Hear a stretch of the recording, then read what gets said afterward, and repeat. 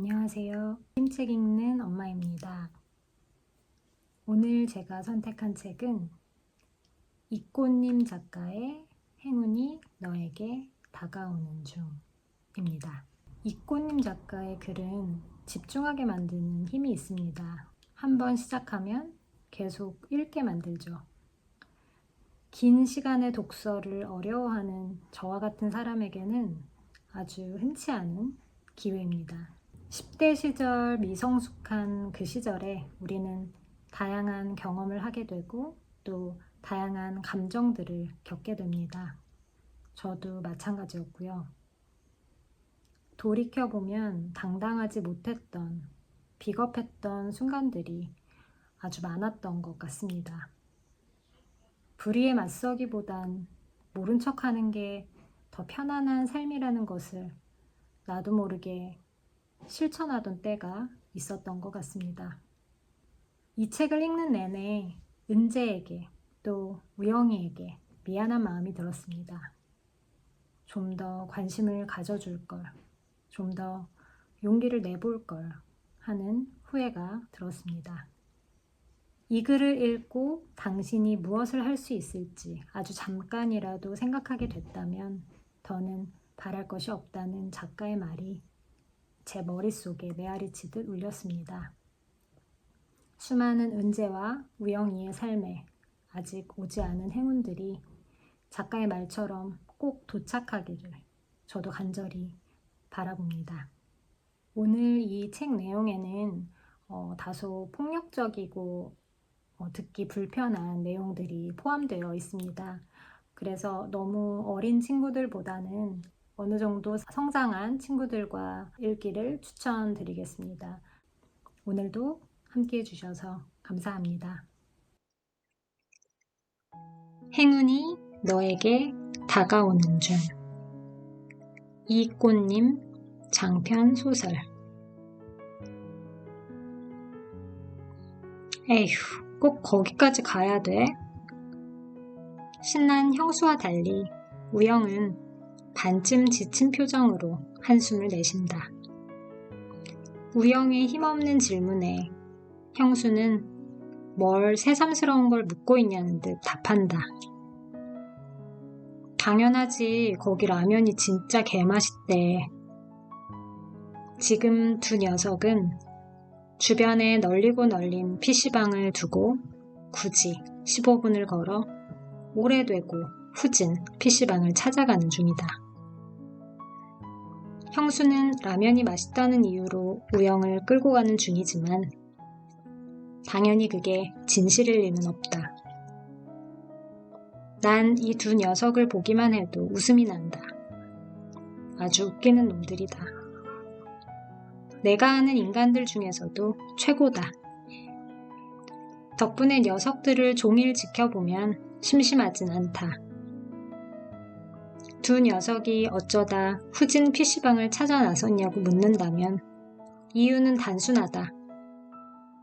학교 근처에 있는 괜찮은 PC방에는 늘 잘 나가는 애들이 깔려있고 그런 애들은 꼭 돈이 모자란다며 500원만, 1000원만 빌려달라고 하고는 제대로 갚지 않기 때문이다. 형수는 계속 이러다간 혹으로 소문나는 건 일도 아니다 싶은데 우영은 별로 심각하게 생각하지 않는 눈치다. 형수가 쟤네들은 왜 맨날 우리한테 돈 빌려달라고 그러냐? 하고 궁시렁댈 때마다 그래도 빌려주면 갚긴 갚잖아 라고 말하는 거 보면 말이다. 형수는 갚긴 개뿔 갚냐고, 3번 빌려주면 1번 갚는 것도 갚는 거냐고, 이거 삥 뜯기는 거나 다름없는 거 아니냐고 하고 싶지만 괜히 말을 잘못했다간 우영이 지레 겁을 먹고 다시는 PC방에 가지 않겠다고 할 게 뻔했다. 그래서 라면을 핑계로 애써 찾아낸 곳이 잘 나가는 애들은 발도 딛지 않을 오래된 아파트 상가에 있는 PC방이었던 거다. 쟤 다크나이트 맞지? 우영이 형수의 어깨를 툭툭 치며 고갯짓을 한다. 녀석들이 다크나이트라 부르는 아이는 반에서 가장 조용한 아이, 은재다. 녀석들이 은재를 바라보고 나 역시 은재를 바라본다. 은재는 꼭 기어다니는 개미를 관찰하는 사람처럼 고개를 푹 숙인 채로 느릿느릿하게 걷고 있다. 쟤 왜 저래? 어디 아픈가? 우영이 걱정스러운 말투로 묻는다. 형수의 눈에도 은재의 행동이 썩 자연스러워 보이지 않는다. 은재가 아무도 없는 놀이터를 빙빙 도는 모습이 꼭 길을 잃은 아이처럼 보여서다. 알게 뭐야. 그래도 어디 아픈 거면 어떡해. 아휴, 쓸데없는 오지랖. 다크나이트가 아프면 뭐 가서 부축이라도 해줄 거냐? 하고 퉁명스럽게 말하려던 형수는 이내 생각을 바꾸고 우영의 어깨에 손을 올린다. 너 다크나이트가 얼마나 개싸가지인지 알지? 형수가 얼굴을 찌푸리며 우영에게 묻는다. 알지. 저번에 어떤 애가 지우개 한번 가져다 썼다고 막 소리 지르고 난리 쳤잖아. 너 다크나이트 웃는 거 본 적 있어? 아니, 걔 화난 얼굴 박제됐다던데. 그러니까 뭐가? 김은재가 뭘 하든 신경 쓸 필요 없다는 거지. 괜히 가서 말이라도 시켜봐. 욕이나 안 하면 다행이지. 형수의 말에 우영이 풀리지 않는 문제의 해답을 본 것처럼 고개를 끄덕이지만 썩 만족스러운 끄덕임은 아니다. 꼭 아무리 보고 또 봐도 이해가 되지 않는 해답지를 본 것처럼 말이다. 야, 됐어. 빨리 PC방이나 가자. 너 학원 늦으면 죽는다며. 형수가 우영의 팔을 이끌며 서둘러 발걸음을 옮긴다. 녀석들은 은재에 대한 생각을 비우고 머릿속에 게임을 가득 집어넣는다. 녀석들의 머릿속은 온종일 게임으로 가득 차 있다. 그렇게 하루 종일 생각하니 꿈이 프로게이머라든가 친구들 사이에서 게임으로 제법 유명하다든가 그러면 참 좋으련만 안타깝게도 둘은 그런 것들과 거리가 멀다. 솔직히 말하자면 게임도 더럽게 못하는 편이다. 하긴 뭐 둘이 게임만 못하는 것도 아니고. 형수는 아무리 생각해도 자신이 공부로 성공하긴 글러먹은 것 같다. 그렇다고 잘하는 게 있지도 않고 꿈이 있지도 않다. 굳이 꿈을 말하라면 놀고 먹는 부자가 되고 싶은데 이렇게 말하면 엄마 아빠의 등짝 스매싱이 날아왔기 때문에 되도록 비밀로 하고 있다. 이 점에서는 우영도 형수와 비슷하다. 한때는 둘이서 유튜버가 되는 걸 꿈꾸기도 했었다.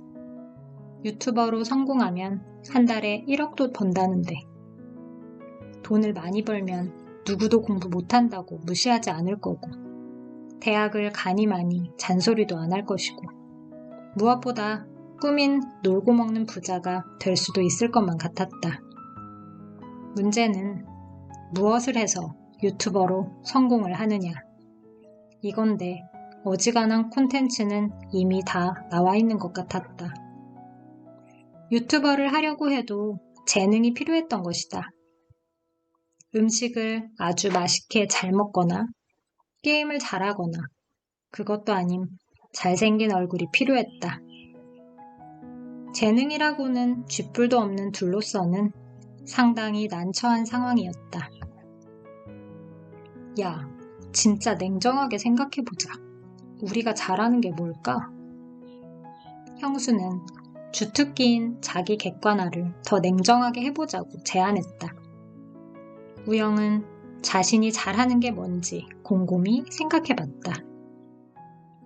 아무리 생각해도 잘하는 건 없는 것 같았는데 굳이 한 가지 뽑으라면 있긴 있었다. 나는 분노 유발을 좀 하는 것 같아. 우리 엄마가 나 보면 맨날 속이 터진대. 우영의 엄마에 대해서라면 나도 아주 잘 알고 있다. 내가 이 녀석들을 만나게 된 것도 다 우영의 엄마 덕분이라고 할 수 있다. 도대체 우영의 엄마가 어쨌길래 궁금하겠지만 지금은 설명할 때가 아니다. 아, 내 소개가 늦었다. 어떤 이들은 나를 타이밍이나 운이라 부르기도 하고 행운의 여신이나 운명의 장난이라 부르기도 한다. 글쎄, 어떻게 부르든 상관없다. 내 이름이 뭔지는 중요하지 않으니까. 중요한 건 내가 인생이라는 판을 짜놓은 작자를 몹시 싫어한다는 거고, 그래서 인생에 참견하길 좋아한다는 거다. 그게 좋은 쪽이든 나쁜 쪽이든. 오해는 하지 말았으면 좋겠다. 분명하게 말해두는데 나는 인간의 삶을 불행하게 만드는 존재가 아니다. 나는 그저 존재하고 있다가 아주 가끔 그 작자가 세워놓은 계획을 망가뜨릴 뿐이다. 인생은 당신이 생각하는 것처럼 그리 아름답지만은 않다.